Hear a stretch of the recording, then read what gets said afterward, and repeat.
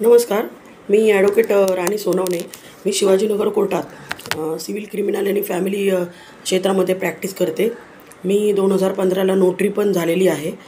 आपण नोटरीच्या इंटरव्ह्यूसाठी मी व्हिडिओ केला होता. त्या व्हिडिओ भरपूर लोकांनी पाहिला. त्याबद्दल प्रथमतः मी आपल्या सर्वांचे आभार मानते. आणि आज मी तुमच्यासमोर एक नवीन व्हिडिओ खूप दिवसांनी घेऊन येत आहे. तो व्हिडिओ नोटरी या विषयावरच आहे. कारण आता नुकतंच सेंट्रल गव्हर्नमेंटने 14,648 वकिलांची महाराष्ट्रामधून नेमणूक केलेली आहे.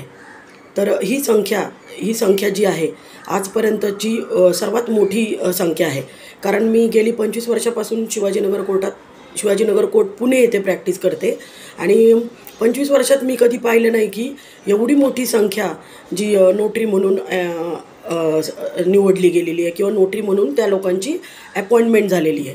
त्यामुळं प्रथमतः मला असं वाटतं की आपण आपल्या सर्व वकील बंधूतर्फे तसेच आपल्या सर्व नोटरी बंधूतर्फे आपण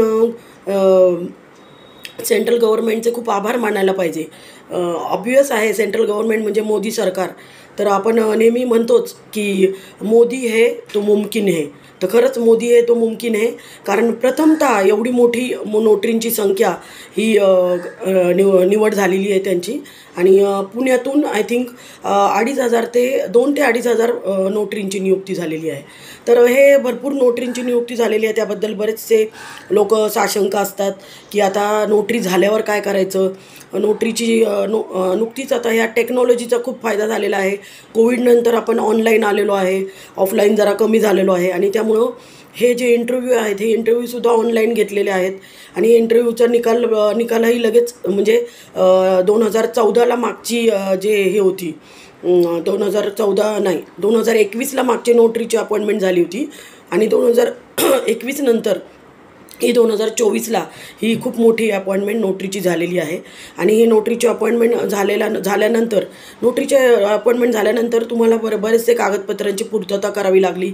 NOC वगैरे हे ते सगळं तुम्ही आता कंप्लायन्स केलेलं आहे. कारण 15 एप्रिल ती लास्ट डेट होती. आणि त्यामुळंच मी त्यानंतर व्हिडिओ बनवलेला आहे. मला बऱ्याच नोटरींनी नवीन नियुक्त झालेल्या नोटरींनी मला विचारलं की आता इथून पुढे काय, आता आमचं सर्टिफिकेट कधी मिळणार, आम्ही काय करायचं पुढे. त्या सर्व प्रश्नांच्या उत्तरं देण्यासाठी हा व्हिडिओ मी आपणासाठी बनवत आहे. तर आता नोटरी तुम्ही झालेला आहात. त्याच्यामध्ये खूप जणांनी मला असं प्रश्न विचारला की टेम्पररी लिहिलेलं आहे. तर टेम्पररी ह्याच्यासाठी लिहिलेलं आहे की ही नोटरी जी अपॉइंटमेंट म्हणून असते, ही नोटरीची अपॉइंटमेंट आपली 5 वर्षाकरता झालेली आहे. तर 5 वर्षानंतर आपल्याला परत आपलं हे रिन्युअल होत असतं. रिन्युअलसाठी वेगळी प्रोसिजर आहे. आणि आपण 5 वर्षानंतर ती रिन्युअलची प्रोसिजर केल्यावर पुन्हा नोटरीचं रिन्युअल होतं. आणि नोटरीचं रिन्युअल हे होतच असतं. खूप रेअर कारणामध्ये नोटरीची नियुक्ती ही रद्द केली जाते. त्यामुळं ही जी नोटरी म्हणून अपॉइंटमेंट आपण झालेलो आहे ते कायमस्वरूपी झालेलो आहे. त्यामुळं ते लक्षात घेणं खूप गरजेचं आहे.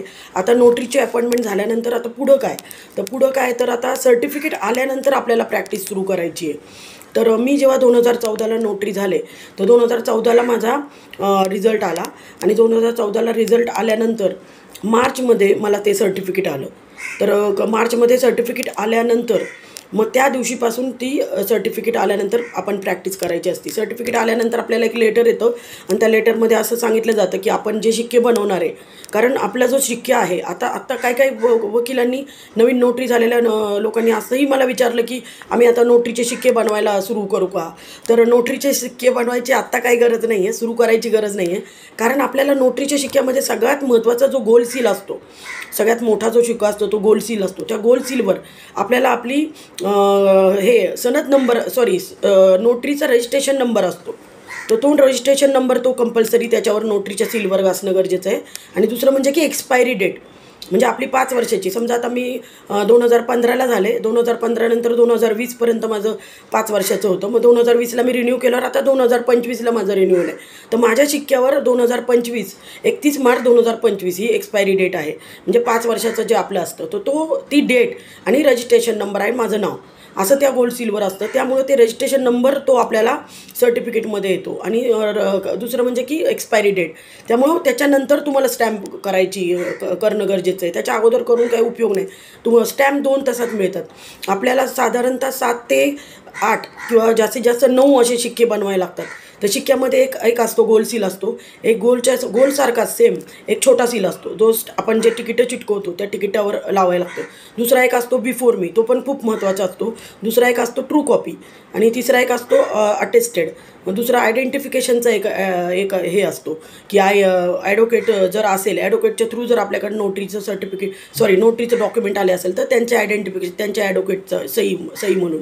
आणि दुसरं म्हणजे की नोटेड अँड रजिस्टर्ड ॲक्ट, म्हणजे आपण रजिस्टर्ड नंबर देतो जेव्हा आपण नोटरीच्या रजिस्टरला नोटेड अँड रजिस्टर्ड ॲक्ट देतो, तर तो नोटेड अँड रजिस्टर्ड नंबर. आणि अजून तुम्ही कोणतं जे असतात 1-2 शिक्के जे असतात की जसं की आपल्या नावाचा असतो की नाव आपलं जे ॲडव्होकेट अँड नोटरी आणि आपला ॲड्रेस. कधी आपल्याला नाव आणि ॲडव्होकेट नोटरी हे असं आपलं स्टॅम्प द्यायला लागतो, तोही गरजेचा असतो. तर असे एक 7 ते 8-9 शिक्के तुम्हाला बनवायचे असतात. आणि ते शिक्के बनवल्यानंतर म्हणजे तुमचं सर्टिफिकेट आलं, तुम्ही शिक्के बनवले, शिक्के बनवून एका कागदावर मारून ते आपण नोटरी सेलला पाठवायचे आणि आपण आपलं प्रॅक्टिस सुरू करायची. म्हणजे पहिले तर तुम्हाला पुणे लॉज कन्झ्युमर सोसायटीमधून तुम्हाला रजिस्टर घ्यायचं आहे, पावती बुक घ्यायचं आहे. रजिस्टर जे असतं ते रजिस्टर तुम्ही घेतलं की ते रजिस्टर घेताना छोटं रजिस्टर घेतलं तर खूप चांगलं असतं. कारण म्हणजे तुमच्या ते रोज आपण प्रॅक्टिस करायला आपण कोर्टात पण जाणार आहे ना, किंवा मग नोटरी प्रॅक्टिसला आपण कोर्टात जाणार आहे. त्यामुळे ते हेवी रजिस्टर असलं की ते आपल्याला प्रॉब्लेम होतो. छोटं रजिस्टर घ्यायचं आणि पावती बुक घ्यायचं. तर नोटरी ॲक्ट तुम्हाला माहीतच आहे, कारण आता नोटरीचा इंटरव्ह्यूसाठी भरपूर अभ्यास तुम्ही केलेला आहे. तर नोटरी ॲक्टमध्ये असं असतं की ते रजिस्टर मेंटेन करणं खूप गरजेचं असतं. तर ते रजिस्टर मेंटेन करणं गरजेचं असतं. त्यामुळे रजिस्टर आणि पावती बुक कोणतंही डॉक्युमेंट, आता कोणकोणते डॉक्युमेंट तुम्ही करू शकता, तर कोणकोणते डॉक्युमेंट करू शकता. तर सर्वात पहिलं जे नोटरी महत्त्वाचं डॉक्युमेंट जे आहे की जे म्हणजे ॲफिडेविट असतं. ॲफिडेविट जे असतं की ते 100 रुपयाच्या स्टॅम्प पेपरवर असतं. आणि डिक्लेरेशन ते पण 100 रुपयाच्या स्टॅम्प पेपरवर असतो. त्या ॲफिडेविटवर आपण काहीतरी डिक्लेअर करत असतो किंवा शपथेवर काहीतरी सांगत असतो किंवा गॅप सर्टिफिकेट अशा पद्धतीने ॲफिडेविट तुम्ही करायचे. दुसरं म्हणजे की आता आपण कोणकोणते डॉक्युमेंट नोटरी रजिस्टर करू शकतो त्याच्याबद्दल बोलतो. तर नोटरी ॲफिडेविट रजिस्टर करू शकतो, डिक्लेरेशन रजिस्टर करू शकतो. तिसरं म्हणजे की MOU, परस्पर समजुतीचा करारनामा. परस्पर समजुतीचा करारनामा म्हणजे समजा A आणि B पर्सन आहे, त्या दोघांमध्ये काहीतरी ठरलेलं आहे की असं वागायचं, असं करायचं, तर MOU असतो. MOU जो असतो तो 500 रुपयाच्या स्टॅम्प पेपरवर असतो. नोटरी जे डॉक्युमेंट आपण करतो ते स्टॅम्प पेपरवर असतं डॉक्युमेंट. आणि ते स्टॅम्प पेपर जो असतो तो नॉन ज्युडिशियल स्टॅम्प असतो. स्टॅम्प हे 2 प्रकारचे असतात, एक ज्युडिशियल स्टॅम्प आणि 2 नॉन ज्युडिशियल. तर कोर्ट फी स्टॅम्प आपण कोर्टामध्ये दाखल करतो. जसं की आपण एखादा ॲडजॉर्नमेंटचं ॲप्लिकेशन केलं तर 10 रुपयाचं तिकीट लावतो, ते कोर्ट फी स्टॅम्प. किंवा मग आपण सक्सेशन किंवा हेअरशिपची ऑर्डर झाल्यावर आपण तो स्टॅम्प भरतो, ई स्टॅम्प आता देतो, तर तो ज्युडिशियल स्टॅम्प तो आहे. तर आपण जे नोटरी असतो तो आपण ते नॉन ज्युडिशियल स्टॅम्प करतो की जे सुरुवातीला खूप होतं की 20 रुपयाचा स्टॅम्प असायचा आणि आता 100 रुपयाचा आहे. कमीत कमी स्टॅम्प जो आहे तो 100 रुपयाचा आहे. आणि मग 100 आणि 500 रुपयाचे जास्त करून डॉक्युमेंटवर हे नोटरीचे आपले डॉक्युमेंट होत असतात. MOU झालं, हे झालं, ॲफिडेविट झालं. तिसरं म्हणजे की संमतीपत्र पण हे 500 रुपयाच्या स्टॅम्प पेपर होतो. हमीपत्र ते पण 500 रुपयाच्या स्टॅम्प पेपरवर होतो. लिव्ह अँड लायसन, तर लिव्ह अँड लायसन हे कंपल्सरी रजिस्टर्ड डॉक्युमेंट आहे. त्यामुळे लिव्ह अँड लायसन हे आपण करू नाही शकत की लिव्ह अँड लायसन आपण करू नाही शकत. काही वेळा लिव्ह अँड लायसनच्या सारखंच MOUमध्ये ते हे करतात की MOU प्रमाणेच एक प्रकारे लिहून घेतात की आम्ही म्हणजे एक लिव्ह अँड लायसनच असतं पण MOU टाईपमध्ये करू शकतो. तेही आपण करू नाही शकत. कारण ते बघा की नोटरी जे आहे तो नोटरी कोणते डॉक्युमेंट करू शकतो. तुम्हाला माहिती आहे की आपल्या इथं पुण्यामध्ये कितीतरी रजिस्ट्रेशन ऑफिस आहे जिथं सरकारला आपल्याला स्टॅम्प ड्युटी द्यावी लागते. ते डॉक्युमेंट आपण करू नाही शकत. एखादं खरेदी खत आहे, एक फ्लॅट सेल केला आहे मी, ए पर्सननी समजा B पर्सनला फ्लॅट खरेदी दिला आहे किंवा विकला आहे, तर ते डॉक्युमेंट मी नाही करू शकत. कारण तिथं खरेदी किंमत आली आणि त्या खरेदी किंमतीवर मी कोर्टाला रजिस्ट्रारला मी स्टॅम्प ड्युटी देणं गरजेचे, सरकारला स्टॅम्प ड्युटी देणं गरजेचे. म्हणून ते डॉक्युमेंट नोटरी म्हणून मी करू नाही शकत. पण नोटरी म्हणून तुम्ही कोणकोणते डॉक्युमेंट करू शकता की ज्या डॉक्युमेंटमध्ये, ज्या व्यवहारामध्ये तुम्हाला कोणतीही स्टॅम्प ड्युटी जी आहे ती सरकारला द्यावी नाही लागत. आता बघा ॲफिडेविट आहे, ॲफिडेविटमध्ये एखादी व्यक्ती म्हणते की माझा एवढा एज्युकेशनल गॅप आहे 2023 ते 2024मध्ये, ह्या पिरियडमध्ये मी कुठं ॲडमिशन नाही घेतलं. इथं काही स्टॅम्प ड्युटी आपल्याला कुठं भरायची नाही. त्यामुळे तो ॲफिडेविटमध्ये आपण करतो तिथं ते डॉक्युमेंट आपण करू शकतो. त्यामुळे नेहमी असं लक्षात घ्यायचं की आपण कोणतं डॉक्युमेंट करू शकत नाही जिथं आपल्याला स्टॅम्प सरकारला भरायला लागतो ती डॉक्युमेंट करू शकत नाही. दुसरं म्हणजे की समजा आपण आता ॲफिडेविट झालं, संमतीपत्र, हमीपत्र, MOU. समजा आता एखादी पॉवर ऑफ अटॉर्नी आहे की पॉवर ऑफ अटॉर्नी 2 प्रकारची असते. एक रजिस्टर करावी लागते, दुसरी आपण नोटरीकडे पण आपण रजिस्टर करू शकतो. रजिस्टर केव्हा करायला लागते की जेव्हा एखादी प्रॉपर्टीचे सेलिंग राईट, विकण्याचे राईट जर दिले असेल तर ती पॉवर ऑफ अटॉर्नी आपण नाही करू शकत. ती पॉवर ऑफ अटॉर्नी रजिस्ट्रारसमोरच ती रजिस्टर करणं गरजेचं आहे. तर ती पॉवर ऑफ अटॉर्नी कोणत्या करू शकतो? कोर्ट पर्पजसाठी पॉवर ऑफ अटॉर्नी आहे. समजा आता माझा एखादं मॅटर आहे कोर्टामध्ये आणि मला त्या मॅटरमध्ये प्रत्येक तारखेला कोर्टात जाणं गरजेचं मला जमणार नाही आहे कारण मी खूप बिझी आहे आणि त्यामुळे मी माझ्या ज्युनियरला त्या कोर्टामध्ये माझं जे मॅटर आहे ते मॅटरमध्ये जाण्याची मी पॉवर देते आहे. मग ती power of attorney for court purpose ती पॉवर ऑफ अटॉर्नी मी करू शकते. तर पॉवर ऑफ अटॉर्नीमध्ये काय वेळेस की फ्लॅटचे राईट देतो आपण की फ्लॅटचा NOC भरावा किंवा स्टॅम्प भरावा, हे पण पॉवर ऑफ अटॉर्नी तुम्ही देऊ शकता. दुसरी पॉवर ऑफ अटॉर्नी एक असते की ती बाहेरून एम्बसीमधून आलेली असते, अमेरिकेवरनं किंवा बाहेरच्या देशामधून आलेली असती. तर ती पॉवर ऑफ अटॉर्नी पूर्ण तयार होऊन आलेली असती आणि एखादं पुण्यातल्या पर्सनला ती पॉवर ऑफ अटॉर्नी देतो. समजा आता मला अमेरिकेमधून पॉवर ऑफ अटॉर्नी आली आणि मला पॉवर दिली आहे कोणत्या ह्याची, तर ती एम्बसीमधून पूर्ण तयार करून ती पॉवर ऑफ अटॉर्नी आली. मग ती पॉवर ऑफ अटॉर्नी आल्यावर मी लगेचच ती पॉवर ऑफ अटॉर्नी यूज नाही करू शकत.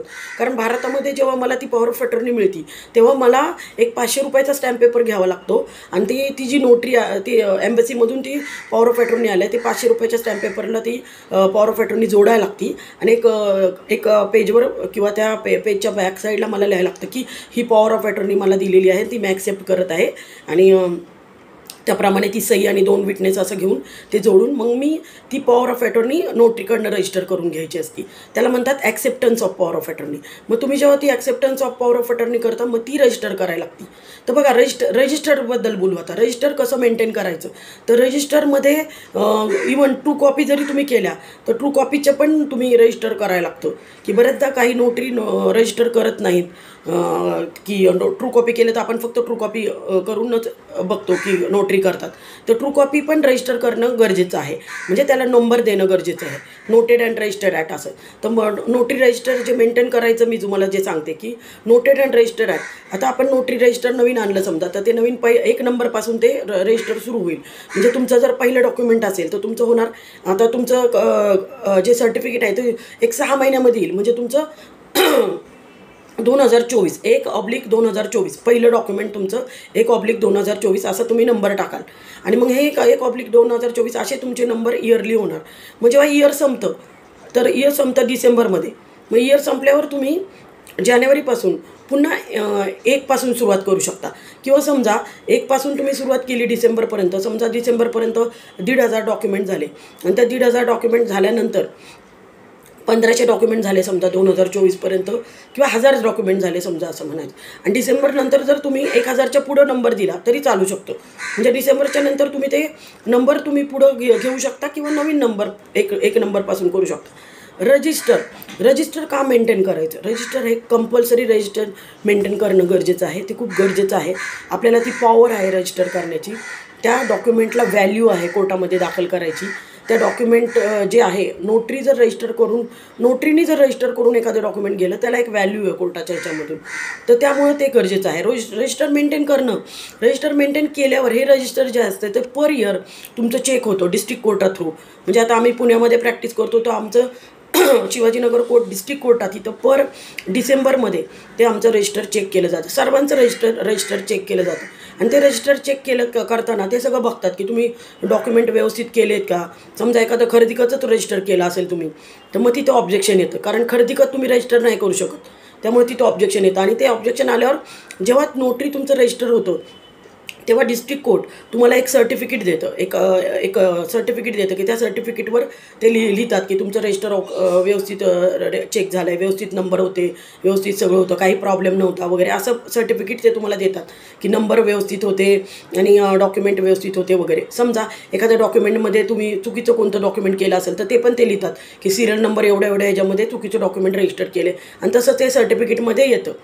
तर आता ते असं आल्यावर ते पण काही प्रॉब्लेमॅटिक नाही आहे की समजा एखादा प्रॉब्लेमॅटिक नाही इन द सेन्स की तुम्हाला समजा ते डॉक्युमेंट एखादं जे तुम्ही करायला नाही पाहिजे ते जर केलं आणि ते कोर्टामध्ये गेलं तर मग तुमच्यावर प्रॉब्लेम येऊ शकतो. त्यामुळं नोटरीने हे खूप महत्त्वाचं लक्षात घेणं गरजेचं आहे की बघा, नोटरी झालेलो आहोत आपण. नोटरीची ही प्रॅक्टिस खूप चांगली प्रॅक्टिस आहे. मला खूप लोकांनी असंही विचारलं की एवढ्या लोकांना नोटरी करून ठेवलं आहे, कसं होणार आहे आता सगळ्यांचं. बघा, तुमची जी प्रॅक्टिस आहे ती तुमच्याकडं बरोबर येणार आहे, तुमचं जे काम आहे ते तुमच्याकडे येणार आहे. आणि काही ठिकाणी तर सगळेच म्हणजे 7 वर्ष किंवा 10 वर्षानंतर काही ठिकाणी म्हणजे केरळमध्ये आणि अजून काही ठिकाणी की जिथं सगळेच नोटरी असतात 7 किंवा 10 वर्षानंतर. त्यामुळे तुमच्या कॉन्टॅक्टमधील जे लोक आहेत ते तुमच्याकडे येणार आहेत. त्यामुळे नोटरीची प्रॅक्टिस, एकदा तुम्ही नोटरी झाला की रोज तुम्हाला खूप चांगले पैसे ह्याच्यामधून मिळतात. कमीत कमी 1000 रुपयेपासून सुरुवात करते मी, त्याच्यापेक्षा जास्तही मिळतात.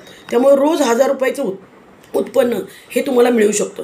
दुसरं म्हणजे की आता आपण रजिस्टर जे मेंटेन करतो त्या रजिस्टरमध्ये आपण बघितलं तर त्या रजिस्टरमध्ये काय रकाने असतात. त्याच्यामध्ये एक असतो नंबर, ते एक नंबर टाकायचा असतो जो आपला नंबर असतो. मग डेट असते की ज्या डेटला तुमचं जे डॉक्युमेंट असतं ते डेट. आणि तिसरं म्हणजे की कंटेंट असतो. कंटेंट काय नाव असतं, ते पार्टीची नावं असतात. म्हणजे समजा ॲफिडेविट असेल तर मग मी त्या नाव लिहायचं की श्री समथिंग ABCD. आणि मग त्याच्यानंतर कंटेंट ऑफ डॉक्युमेंट की म्हणजे हे जे ॲफिडेविट आहे तर या ॲफिडेविटमध्ये मी काय कंटेंट लिहिणार आहे. मग त्या ॲफिडेविटमधली ते कंटेंट मी लिहिणार की regarding gap certificate this affidavit is made by the affiant म्हणजे प्रतिज्ञापत्र करणारा. आणि मग ती जी व्यक्ती आहे ॲफिडेविट करणारी ती व्यक्ती तिथं सिग्नेचर करते आणि शेवटी आपली सिग्नेचर असते. आणि तिथं अजून एक हे असतं, एक रकाना असतो की ज्याच्यामध्ये ते जे सुरुवातीचं जे 1 नंबर आपण लिहिलो आहे ते 1 नंबरचं तिथं पण तुम्हाला लिहायचं असतं की सिरियल नंबर जे असतो ते तिथं लिहायला लागतं. आणि अजून 3 रकाने असतात त्याच्यामध्ये. स्टॅम्पची रक्कम म्हणजे किती रुपयाचा स्टॅम्प, तर 25 रुपयाचा स्टॅम्प. आणि किती रुपये फी, तर तुमची जी असती नोटरी फी किती रुपये, तर ती 35 किंवा 25 आपण लिहितो अशी. तर ही 35 किंवा 25 म्हणजे समजा एखादा ॲफिडेविट असेल, MOU असेल, त्याला सगळ्यांना सेमच आहे 35-25. म्हणजे हे नोटरीची जी आपण जी व्हॅल्यू घेतो, समजा आता एखादा ॲफिडेविट असतं तर कमीत कमी 50 रुपये वगैरे अशी 50 रुपये वगैरे असं हे आपल्याला नोटरी आपण चार्जेस आपण घेत असतो. तर नोटरी